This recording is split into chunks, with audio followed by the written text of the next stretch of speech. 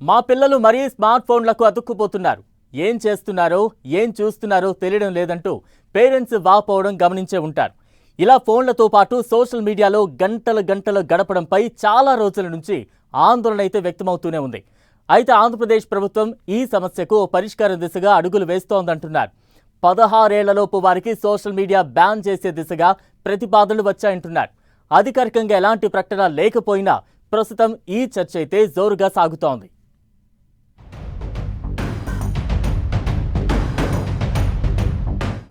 మైనర్లకు social media అకౌంట్ల వాడకంపై నిషేధం. ఆస్ట్రేలియా తరహాలో బ్యాన్ దిశగా ఆలోచన. దావోస్ వేదికపై అభిప్రాయం వ్యక్తం చేసిన మంత్రి లోకేష్.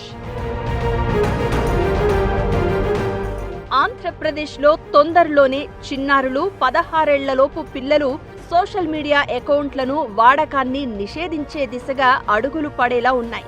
విపరీతమైన అశ్లీలం, సైబర్ బుల్లీయింగ్ వంటి ఇతరత్ర సమస్యల బారిన చిన్నారులు పడకుండా ఉండేందుకే ఈ ముందు జాగ్రత్త చర్యని చేపట్టాలని ప్రతిపాదన వస్తోంది. ప్రపంచ దేశాల్లో ముందుగా ఆస్ట్రేలియా గత ఏడాది డిసెంబర్ 10 నుంచి ఈ దిశగా ఓ చట్టం కూడా తీసుకువచ్చింది.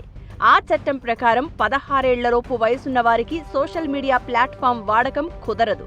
వారి వయసు ఆధారంగా లాగిన్ అయ్యేలా ప్లాట్ఫామ్స్ తయారు చేసుకోవాలని ఫేస్బుక్, ట్విట్టర్, ఇన్స్టా సహా అనేక వేదికలకు ఆస్ట్రేలియా ఆదేశాలు జారీ చేసింది. ఈ వయసులోపు వారికి తల్లిదండ్రుల పర్యవేక్షణలోనూ సోషల్ మీడియా అకౌంట్లు నిర్వహించడానికి వీల్లేదు.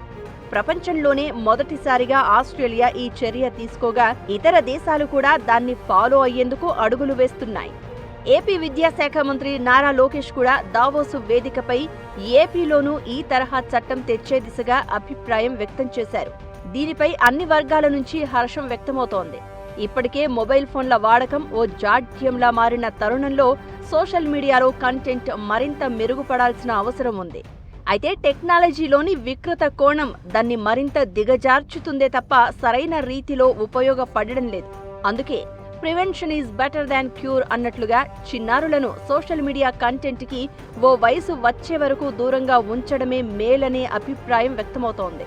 ఓవేళ నిజంగానే ఏపీలోనూ 16 ఏళ్లలోపు చిన్నారులకు సోషల్ మీడియా అకౌంట్లు, సోషల్ వేదికల వాడకంపై నిషేధం వస్తే మంచిదే అనేది ఎక్కువ మంది అభిప్రాయం.